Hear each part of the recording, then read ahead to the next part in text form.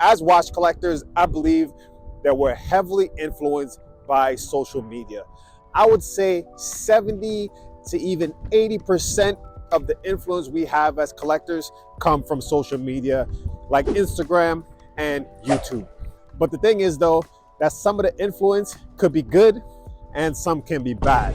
I think we need to be able to differentiate the differences between creators and the perspective that they have through the message that they send in their content. The watch space is one that someone can get seriously hurt financially and also physically.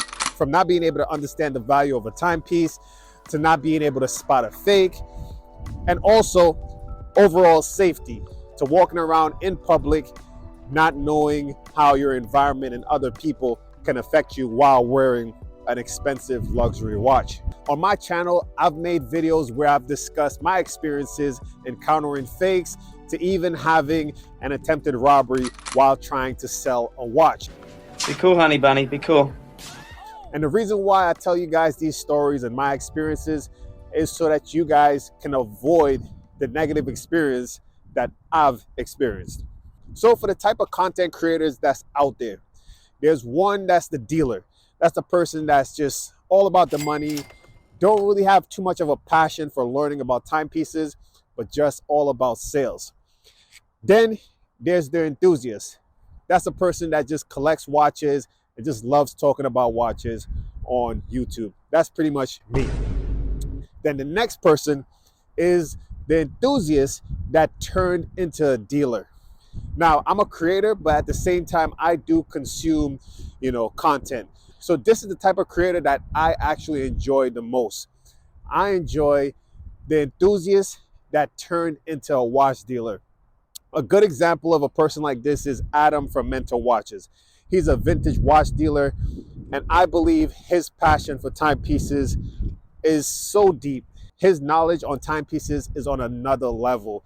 And the difference between a dealer and an enthusiast that turned dealer is that he have deep knowledge on watches, the ins and outs, the movements, the history of the watch, the history of the brand.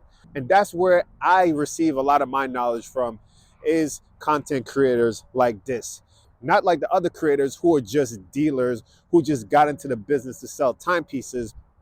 They only know how to, make sales. They're just salespeople. And all they're really good at is keeping up with the prices and the market in the dealer chat. Their content also is mostly to market their watches, to market their business.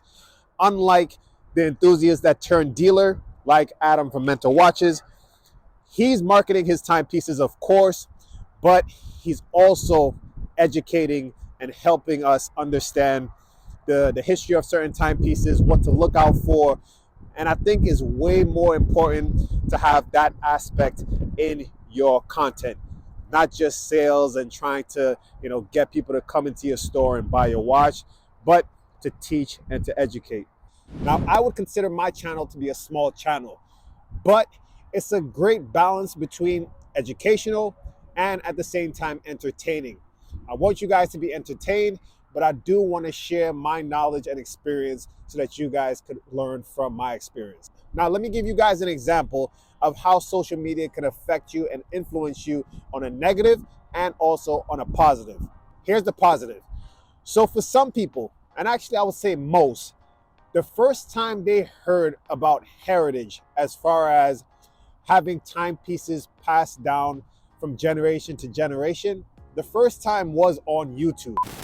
This doesn't look like it fits on your wrist anymore. No, it's been resized for someone special.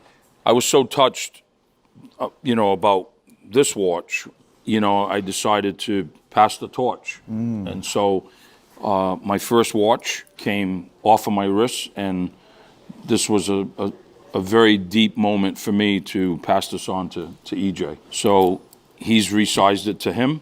This still has a tremendous amount of meaning to me, but now it's his. And hopefully he has as much success in 38 years with this watch as I did? I'm sure. I don't know, man. I think because Rolex has been such a big part of not just my collection, but my family's collection, and my dad wanting to, have these milestone watches, and I mean I have milestone watches too, and of course he passed down the fantastic Datejust. Yeah. So to be clear, that watch is going to you. Oh yeah.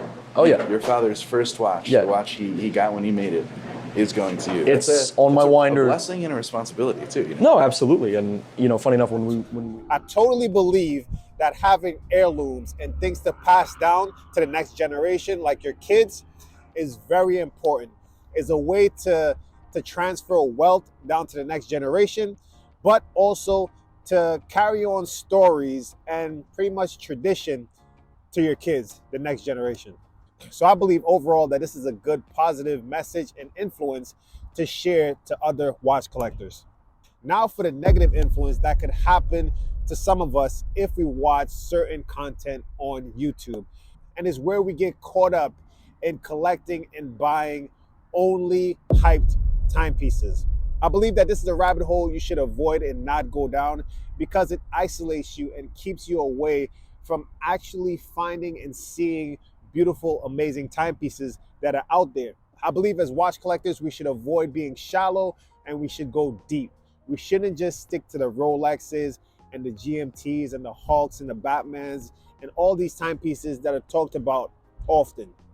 The only reason why you guys may see on my channel that I talk about Rolex a lot and some of these pieces is because that's what most people would click on.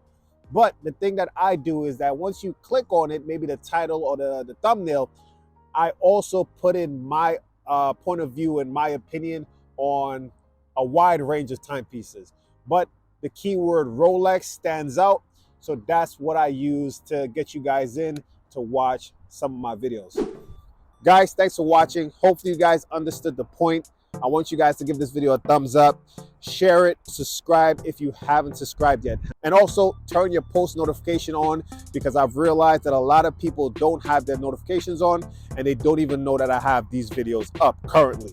So remember to subscribe and turn your notification on. And guys, stay tuned for some more videos.